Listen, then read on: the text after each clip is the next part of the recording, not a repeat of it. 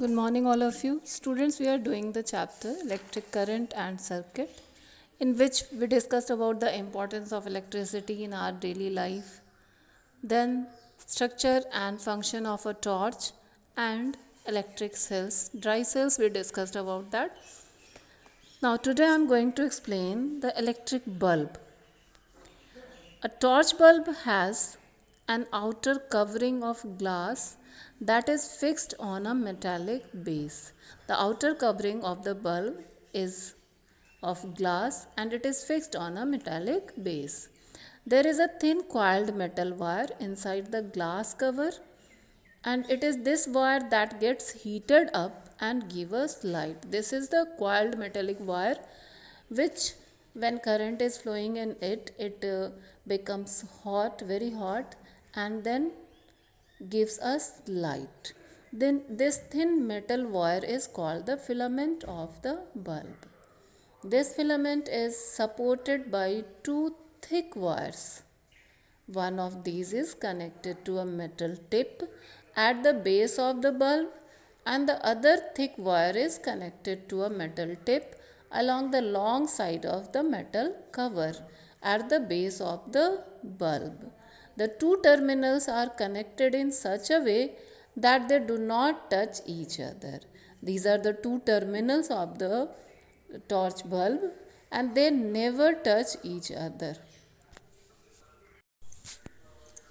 The electric bulbs used to lighten up our homes also have a similar design. One main point of difference between the torch bulb and the electric bulb which is used in our homes is that the two metallic contacts are both around the base of the bulb. In the electric bulb which is used in our home, the two metallic contacts are both around the base of the bulb. The inside of electric bulb is filled with an inert gas like argon or nitrogen. This helps to save the filament from burning out in the oxygen that is present in normal air. If argon or nitrogen is not filled in the bulb, then the filament get burned out due to the presence of oxygen in the normal air. As you know that oxygen helps in burning. This filled up inert gas also saves the bulbs from collapsing under the atmospheric pressure. Now LEDs. Nowadays LED based lamps are also being increasingly used as light sources.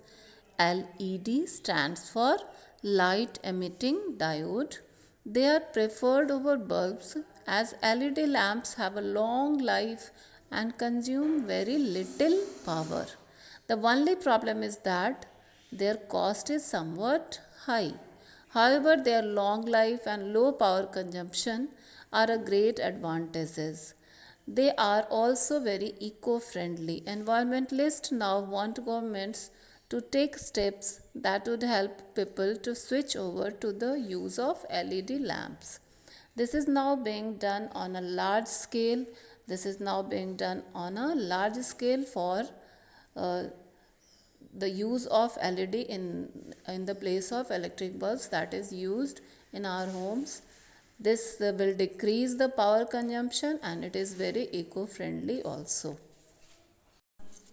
We can also use CFLs or compact fluorescent lamps for lightening up purposes. They can give the same light as an electric bulb by consuming much less power. They also have a longer life. However, a safe disposal of damaged or burnt out CFLs is quite a challenge. Their initial cost at present is also on the higher side. Because of their not so eco-friendly nature, they are now being increasingly replaced by LED based lamps. Now, what is electric current? When there is a flow of electricity through a wire or a device or an appliances, we say that an electric current is flowing. The electric cell or battery that can make current flow through a device can be compared to a pump that may be used to pump water through pipes. when we connect a device to a cell, the direction of current flow is taken from its positive terminal to its negative terminal via the connecting electric wires. That means the current always flow from positive terminal to negative terminal through the electric wires and the device connected to the cell or the battery. We can now say that electric devices have two terminals.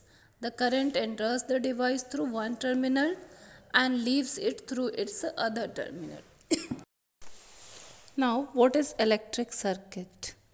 It is easy to realize that we can get a continuous flow of electric current only if the current is flowing through a complete and closed path of conductors. So, such a closed and complete path of conductors through which an electric current can flow is called an electric circuit. We need a minimum of three parts or elements even in the simplest of electric circuit. They are a source of electricity, that may be cell or battery, then a path for flow of electric current, that is connecting wires, and a switch or device that can start or stop the flow of electric current as and when we require. We of course also need to have a device through which the electric current is being made of flow. So we can say that a complete path through which an electric current is flowing is referred to as a closed circuit. A complete path through which an electric current is flowing is known as the closed circuit, and when there is a break or discontinuity in the path, the flow of electric current stops. We then refer to the circuit as an open circuit. Now, electric switch. The electric switch is an important and essential part of an electric circuit. It helps us to start and stop the flow of current as and when required. The switch has two positions: the on position, which completes or closes the circuit and makes the current flow, and the off position, which breaks or opens the circuit and stops the flow of current. Electrical switches come in many different sizes and shapes. The metallic slider of an electric torch is one type of an electric switch. The button type pieces on calculators, remotes, computer, keyboards are also switches of different types. We also see switches of many different shapes and sizes in our homes, schools, and offices. Now, one more thing I want to share with you students, that is, it may happen that the bulb in the circuit does not glow even with the switch set is in its on position. This could be due to many reasons. One of the reason is connections may be loose or unclean. Second reason may be cell may not be working, or third reason, the bulb may be fused. When a bulb gets fused, its filament is broken, which again means a break in the circuit. So if any of the condition is there, the circuit will not work. So we will do the next things tomorrow in the next class. So that's all for today. Thank you. Have a nice day.